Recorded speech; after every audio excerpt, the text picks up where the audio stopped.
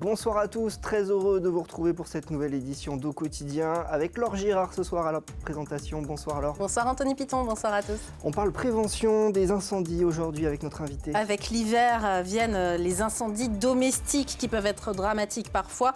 Comment les éviter? On en parle avec le commandant Benoît Guérin, pompier professionnel en Sarthe et chef de service préparation de la réponse opérationnelle au SDIS 72. Et dans la suite, deuxième partie d'Au Quotidien, dernière interview Format Sarthe avec Pascal Brulon. Il interviewe Bertie Dubois, une étudiante infirmière qui a fait un stage en Corée du Sud. Retour d'expérience avec cette jeune sartoise pour terminer en beauté cette série Format Sarthe, les formations originales proposées sur notre territoire qui sont mises en valeur. Ça sera donc en deuxième partie d'Au Quotidien, mais tout de suite, place à l'actu.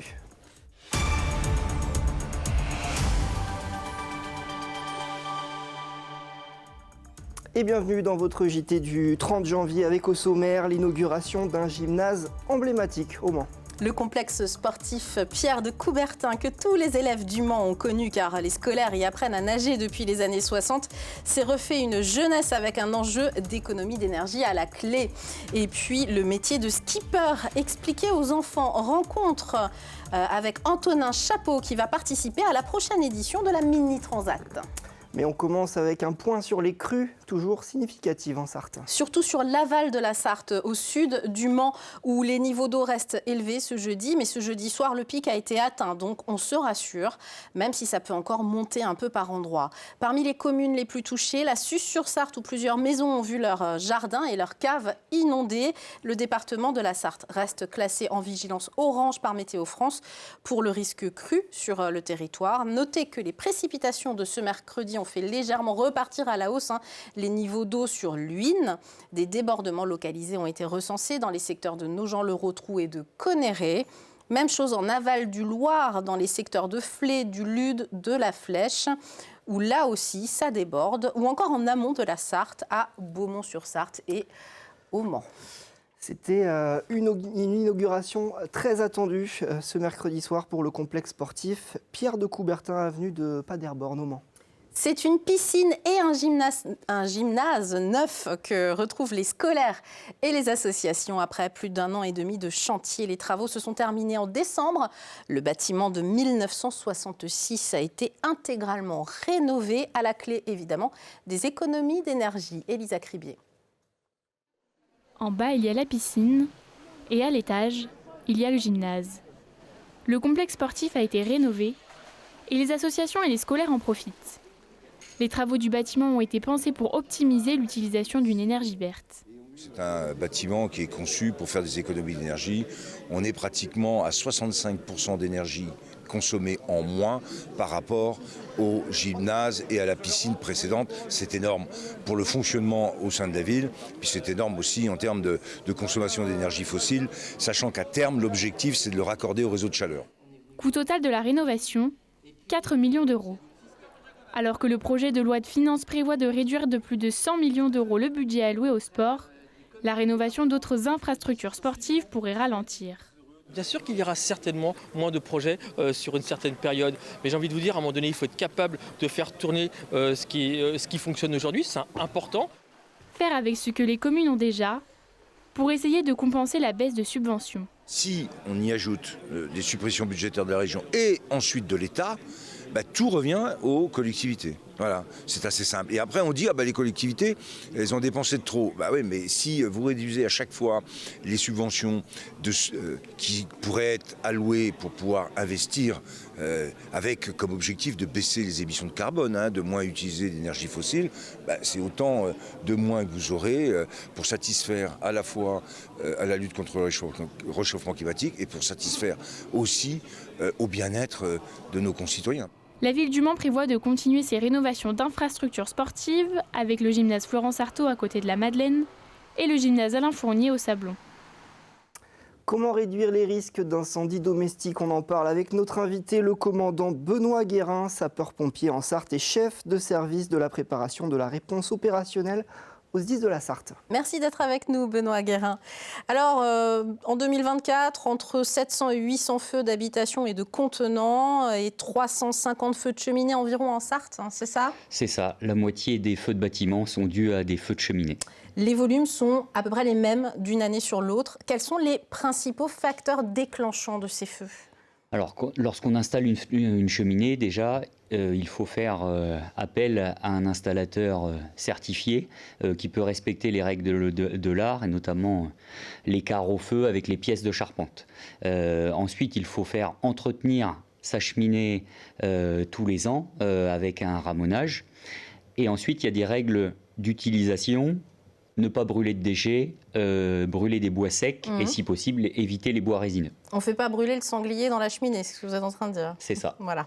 Il y a eu un feu de cheminée par exemple en Corse ce jeudi à Lombron. On en voit vraiment quasiment tous les jours dans les bulletins de renseignement quotidiens. C'est principalement lié à l'utilisation des cheminées ou c'est la vétusté, le fait qu'il n'y ait pas de ramonage justement? On le rappelle, c'est tous les ans. Hein. On a eu, c'est ça, le ramonage c'est tous les ans. Certains contrats d'assurance prévoit un ramonage 2 fois par an. On a eu la semaine dernière une recrudescence des feux de cheminée, puisqu'on a eu une période plus froide, et donc forcément les gens chauffent plus.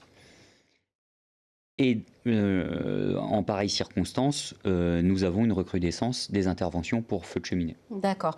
Il y a des comportements à risque également, si on ne parle pas forcément des feux de cheminée, mais des feux d'habitation, des feux de logement individuel. Est-ce qu'il y a constaté des comportements parfois qui sont peut-être inconscients à l'intérieur des habitations? Alors les feux domestiques sont dus bien souvent à de la négligence, voire à une mauvaise utilisation d'appareils électriques. La négligence, c'est par exemple les aliments qui restent sur le feu pendant qu'on va faire une course. Même 5 minutes, c'est trop et ça peut générer un départ d'incendie.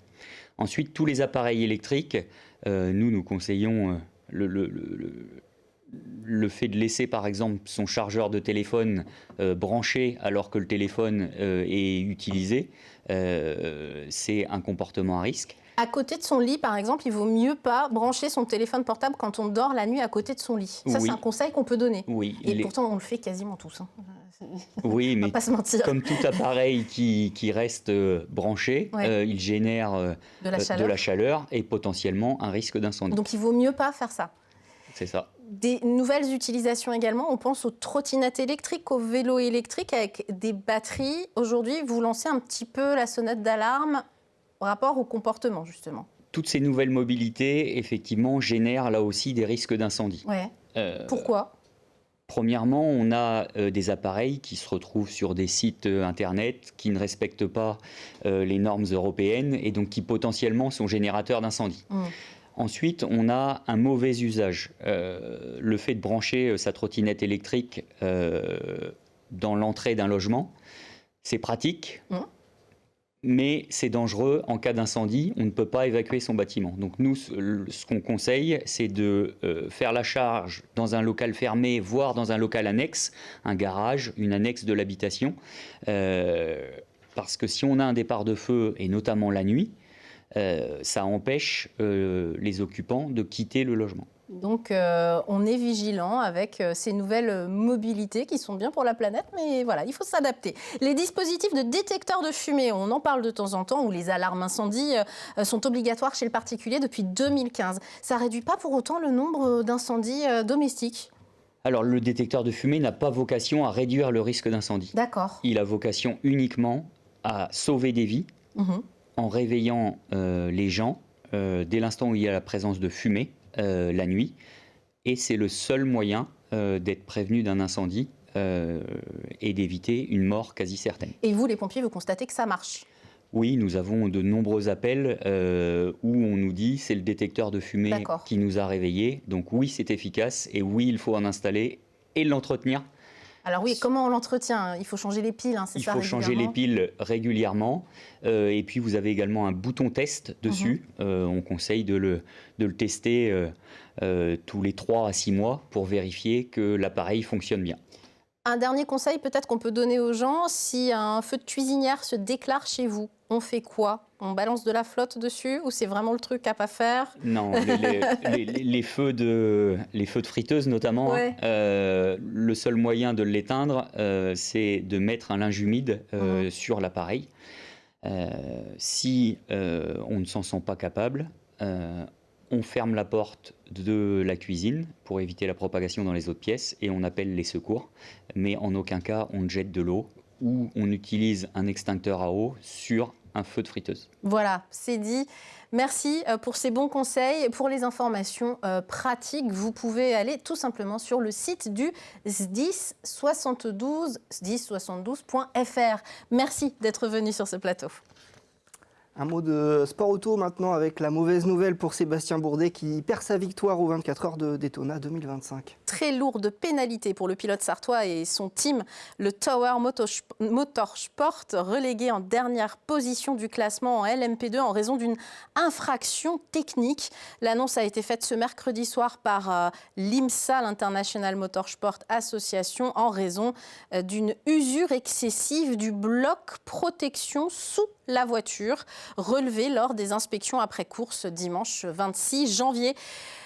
Entre guillemets, la course automobile peut être cruelle, mais les instances dirigeantes peuvent être bien pires. Faire passer les membres de l'équipe pour des tricheurs me rend malade. C'est la réaction de Sébastien Bourdet. Sur les réseaux sociaux, le pilote ne décolère pas, on peut le comprendre. Et puis elle a passé la ligne d'arrivée aujourd'hui, Samantha Davis, 13e du Vendée Globe 2024. À 11h15 ce jeudi matin au Sables d'Olonne, Samantha Davis, skippeuse sur le bateau sartois Initiative Cœur boucle le tour du monde pour la deuxième fois sur 4 participations en 80 jours, 22 heures et 13 minutes. Après l'arrivée, c'est la traditionnelle traversée du chenal. Vous le voyez, la navigatrice franco-britannique précède l'Allemand Boris Herrmann en 12e position. Cette course aux couleurs d'Initiative Cœur a permis de sauver 106 enfants atteints de malformations cardiaques. Côté sportif, la franco-britannique est heureuse d'arriver avec une pointe de frustration quand même, on l'écoute. Le classement, c'est pas ce que je voulais, mais j'ai fait quelques erreurs, j'ai eu quelques problèmes techniques vraiment au mauvais moment pour rater les systèmes et du coup je sais pourquoi et en fait le niveau est tellement élevé que tu peux pas faire une erreur en fait, tout le monde est trop fort. Donc classement, je suis frustrée, mais par contre au niveau de la compète, je suis pas frustrée du tout parce que j'ai tout donné à fond du début jusqu'à l'arrivée.